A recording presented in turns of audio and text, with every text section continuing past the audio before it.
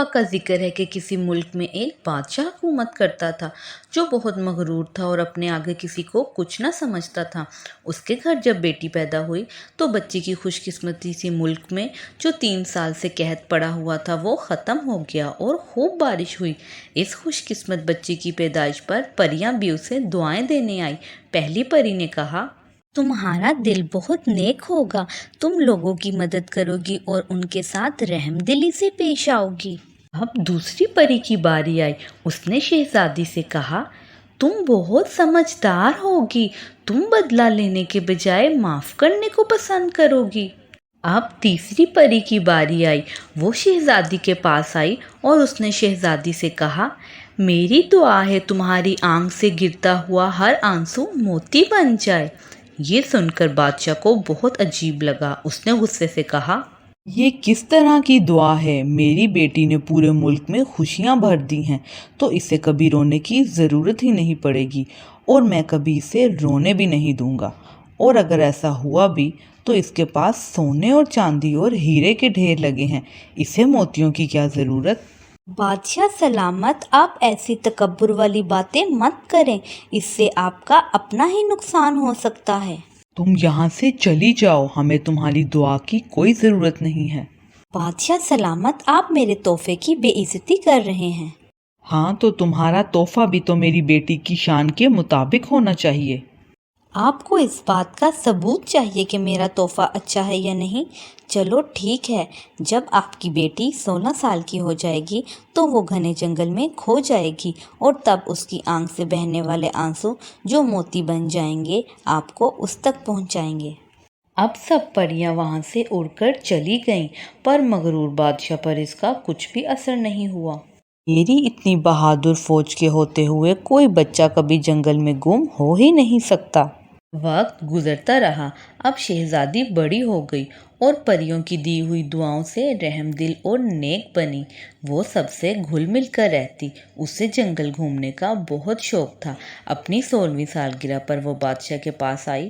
بادشاہ نے اس سے کہا، میری شہزادی بتاؤ، اپنے جنم دن پر تمہیں کیا تحفہ چاہیے؟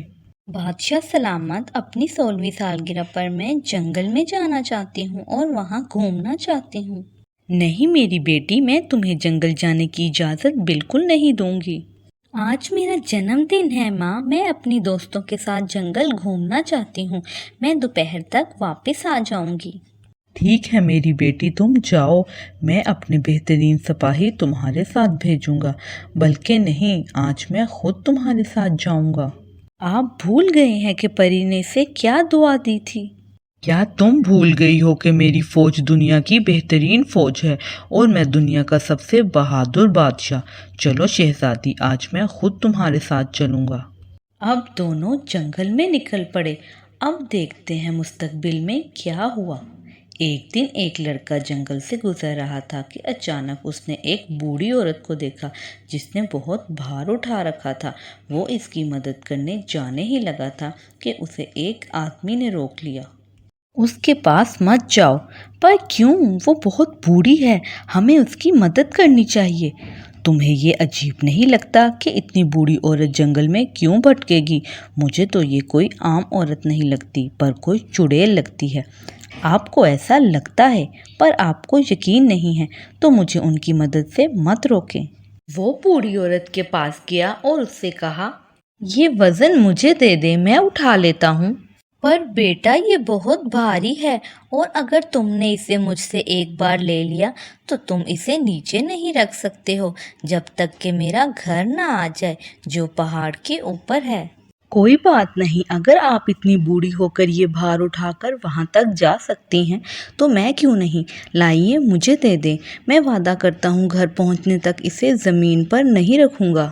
اب بڑھیا نے وہ بھار اس لڑکے کو دے دیا، پر وہ اتنا بھاری تھا کہ اس کے بوجھ سے وہ لڑکا گرنے ہی والا تھا۔ اس نے کہا، یہ تو واقعی بہت بھاری ہے، آپ اسے کیسے اٹھا کر لے کر جاتی ہیں؟ دیکھا، میں نے کہا تھا نا کہ تم میں اتنی ہمت نہیں ہے۔ کس نے کہا مجھ میں ہمت نہیں ہے؟ چلے، میں تیار ہوں اس کو اٹھا کر آپ کے گھر تک جانے کے لیے۔ اب وہ बूढ़ी औरत के पीछे पीछे चलता रहा। आधे रास्ते में पहुंचकर वो बहुत थक गया तो उसने उस बूढ़ी औरत से कहा, क्या मैं इसे कुछ देर के लिए नीचे रख दूं?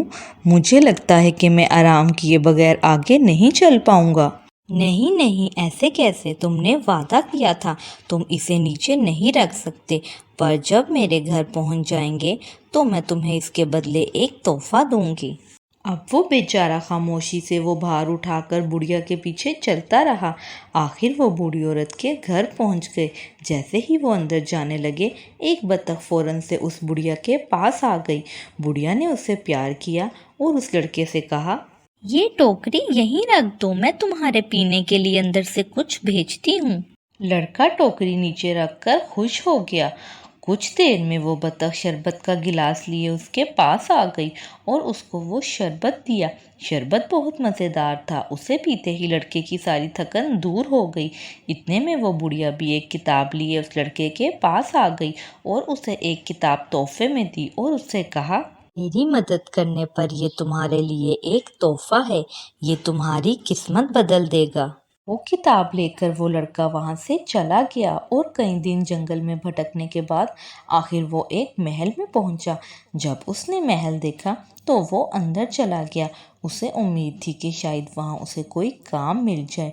बादशाह के सामने पहुँचकर उसने बादशाह से कहा, बादशाह सलामत, मैं एक पढ़ा लिखा आदमी हूँ और मुझे काम की ज़रूरत है। आपकी मेहरबानी होगी अगर आप मुझे किसी काम पर रख लें और ये मेरी तरफ से एक छोटा सा तोहफ़ा कबूल करें।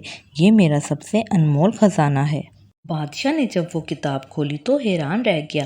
बादशाह को याद आ गया वो वक्त जब वो अपनी बेटी के साथ जंगल गया था। बादशाह सलामत, ये मेरी पसंदीदा जगह है। यहाँ से पूरा जंगल नज़र आता है। आइए आप भी देखिए। अचानक से सारा मंजर एक धुंध से ढक गया और कुछ देर बाद जब धुंध का पर्दा हटा तो शहजादी वहाँ कहीं भी नहीं थी। मेरी बेटी कहाँ हो तुम? ये उस परी की बद्दुआ है और ये मोती तो मेरी बेटी के आंसुओं से बने हैं। तुम्हें ये कहाँ से मिले? मुझे जल्दी बताओ। ये किताब तुम्हें किसने दी? बताओ, क्या तुम मेरी बेटी से मिले हो? हम उसे 3 साल से ढूंढ रहे हैं और मुझे आज तक उसका नामो निशान नहीं मिला। बादशाह सलामत, मुझे नहीं पता कि शहजादी कहाँ है, पर मैं आपको उस बूढ़ी औरत के पास लेकर जा सकता हूँ जिसने मुझे ये किताब दी है। अब वो लड़का बादशाह के साथ जंगल की तरफ निकल पड़ा। दूसरी तरफ बूढ़ी औरत ने बतख से कहा, अंदर जाकर अपने पैर उतार दो, अब वक्त आ गया है। जैसे ही बतख घर के अंदर गई तो बादशाह और वो लड़का भी वहाँ पहुँच गए। यहाँ कोई शहजादी है जिसे आप जानती हो, जिसके आंसू मोती बन जाते हों? हाँ, मैं जानती हूँ। इतने में शहजादी अंदर से निकल आई। उसे देखकर बादशाह बहुत खुश हुआ। आपको शहजादी तक किसने पहुंचाया बादशाह सलामत? उसके आंसुओं ने जो मोती बनकर मुझे उस किताब में मिले। इतने में वो बूढ़ी औरत परी में तब्दील हो गई। उसे देखकर बादशाह ने कहा, मुझे माफ़ कर दे, मैंने आपकी बहुत बेइज्जती की थी। मुझे अपने गरूर की सज़ा मिल गई है। मैं आइंदा अपनी सल्तनत में किसी को भी कमतर नहीं समझूंगा और सबसे रहमदिली से पेश आऊँगा। परिमा, आपने बिल्कुल ठीक किया।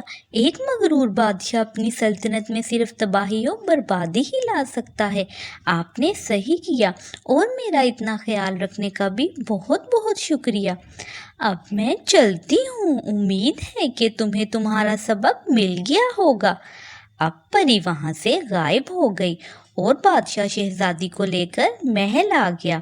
उसने लड़के से खुश होकर उसकी शादी शहजादी से कर दी और फिर सब वहाँ हंसी खुशी रहने लगे। प्यारे दोस्तों, अगर आप इस तरह की कहानियाँ सुनना चाहते हैं तो इस चैनल को सब्सक्राइब करें।